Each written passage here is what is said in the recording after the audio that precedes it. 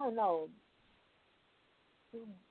You see this happening so much. There's a pattern. You know, these women go to these concerts and they buy this. Okay, wait, because that sounds like me. That's not why all my tickets got to be VIP, you know. But they buy the VIP tickets, you know, the backstage passes, to get closer to these people, and you know what their MO is. So why do you even set yourself up for this shit? You know? Like, I don't get it. I'm not a man, though. I don't think that way. But, hey. According to Rolling Stone, the Empress of Soul, like I never knew she had a name. I didn't know she had a title. I don't know if they just threw that on her or what. But the Empress, so you said who too? Yeah. The Empress of Soul, Gladys Knight, will lead the tribute. Yeah. They will lead, she will lead the tribute for the late Queen of Soul, Aretha Franklin, at this year's American Music Awards, which is right around the corner.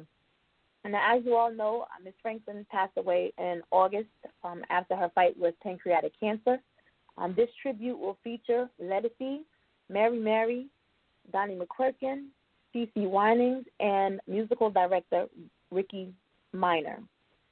It will center around, the tribute, that is, will center around Aretha Franklin's gospel, her 1972 album, Amazing Grace. I might tune in just for that. According to Billboard, Sorry. According to Billboard, Prince. And that's how it's written, like 5 times, all in purple. Thank you for who did that. Will be posthumously awarded the University of Minnesota's highest honor, which is the Doctorate of Humane Letters. The award presented, he's already been awarded. The award was presented to his sister, Tika Nelson, for her brother's influence on music and his role in shaping the city of Minneapolis. Now, Prince passed away 2 years ago. Supposedly, the university had been planning to present Prince with this honor before his shocking and untimely death. So I was thinking, well, maybe they needed this 2-year time span to let the family grieve or whatever. But I don't feel that was, like, I don't know why now. I do know that earlier this month they released, his estate released the new project. Like, I wanted to, man, I'm not, but, I can't. It wasn't him. It wasn't, that's not him. It is him. Yeah, he wouldn't even wanted that. That's what these people want. You know what I'm saying? That's what these people want. His music is still, they're still getting residuals off of all of his music, the royalties off of all of his music. But so why this? Why the need to do this? I really think his family is real money hungry. Like, his whole estate ain't doing what he loves. Like, you got to think, when Prince was alive, he didn't want his music on Apple Music or Spotify. Right. The only people that he wanted to have his music was Tidal. He was like, I'm not about to give people my music for free. He didn't even like his performances on YouTube. He's like, I'm not giving y'all none of that for free. Like, y'all got me fucked up. And now that he's gone, you can find a Prince song anywhere that you want, and that's not his vision. I'm going to honor this man's life while he was here, so I don't listen to his music on no Apple Music, no Spotify, no YouTube. I don't do none of that because it wasn't here when he was here, and he wouldn't have wanted that. Right. So I don't know if the two were in conjunction together, these two quote-unquote huge events happening, in this month. I don't know. But I haven't heard a lot of people talking about this new project either. And I feel like if you're a true Prince fan, then again, you would honor his memory and what he put out, prior to his passing today. Have you heard about solo funds? Who? All right, so this dude, and this is at Travis Holloway, Holloway. He is contributing to the predatory loan process, meaning, people, you be hard up for money and you use one of those payday loan companies, right? But then the interest rate that they tap on you is ridiculous. You wind up paying, quadruple the amount of what your $2 loan was for, So Travis Holloway has introduced this company by the name of Solo Funds, and this is Instagram again at Solo, that's SOLOFUNDS. It's basically an online peer-to-peer lending marketplace for anyone who wants to be able to lend or for anyone who needs to borrow money from any regular individual. So say I go on a site and I'll be like, this month I got an extra $10,000 that I'm able to give to an organization, or extra $10,000 that I'm able to give to this company or whatever. But you see this Solo Funds and you think, oh, okay, well, I could do this.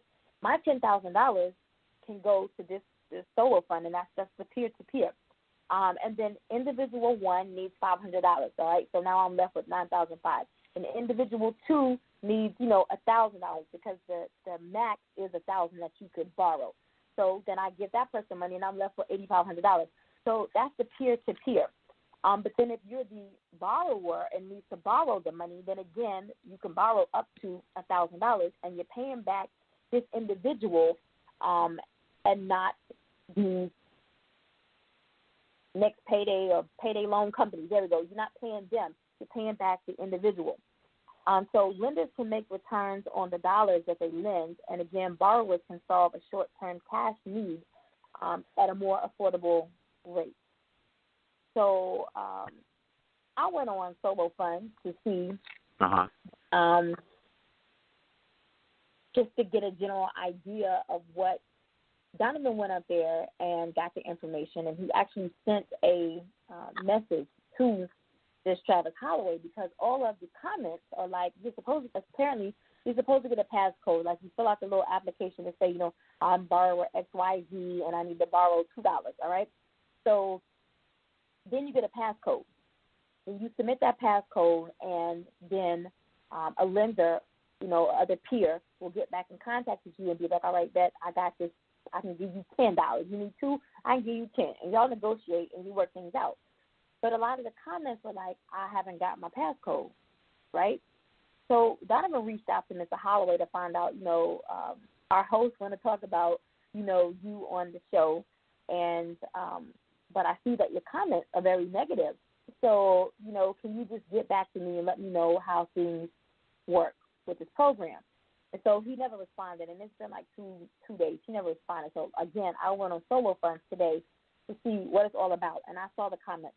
I did see one person to say, I got the passcode, but they didn't say any more. That doesn't mean, that could be a bot. That could be somebody, a friend. That could be somebody you paid. You know what I mean? So how Solo Funds work. I think, personally, that's a good program. If, again, I got $10,000 a month and I could spare, and I want to break you off a little bit and break you off a little bit. But again, I don't know how it works. So I'm gonna keep you all posted on that. Oh, that's crazy. Rich over there thinking now. Rich over there thinking. Let me tell you. I got a funny thing. Right. So I know I got a friend and his wife. They use the payday loan service, right? So tell me why they got their payday loan. They both got like $400 apiece. Why did they take the $400 and close the account that they used to get the payday loan?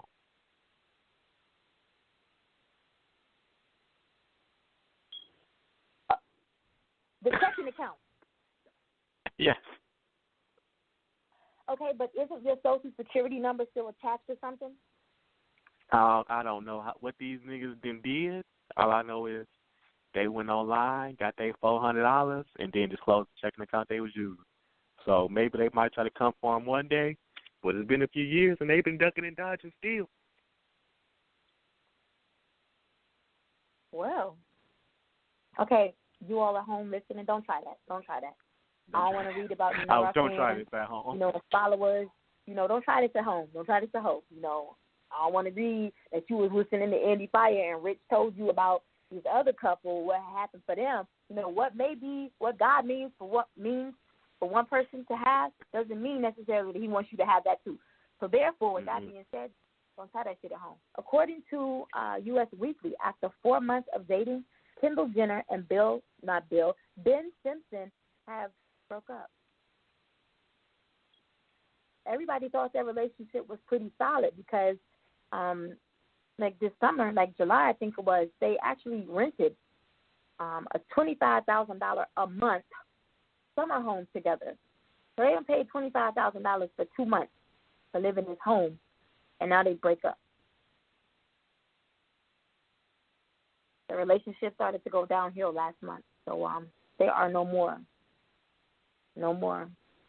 Like, I want my money back or something. I want my money back. Somebody got to get my $25,000 a month for some rent. Yeah. Nah. Somebody do something. Yeah, for real. Yeah. So, word on the street is that the feds, they raided Tekashi 6ix9ine Brooklyn home. I think. According to TMZ, yeah, the raid produced a gun. Now, 6ix9ine wasn't home when the raid took place because apparently he's moving out of that home. And according to his sources, he hasn't been at that home in the past couple weeks. But there's been, movers, there's been cleaners, there's been other individuals in and out of the home. So right now the questions remaining, one, why was the home being searched? And two, who did the gun belong to? Somebody going to take the call. Posted on that too. Yeah. We'll keep you posted there. Funny as hell to me. Lindsay Lohan, she's had issues over the years, drug issues and alcohol addictions, and she has some issues over the years, right? So Lindsay tried to allegedly kidnap 2 children because she thought that the mom was trafficking the kids. And the mom ended up knocking Lindsay the fuck out. Yes, she did. She needed to learn she was strong. Needless to say, she was not trafficking her kids.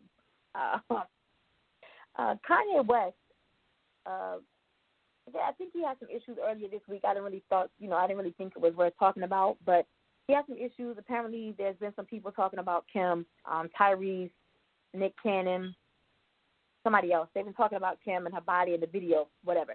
So, he's just putting this disclaimer out there. Don't talk about my wife, talk about this video, blah, blah, blah, to these 3 men.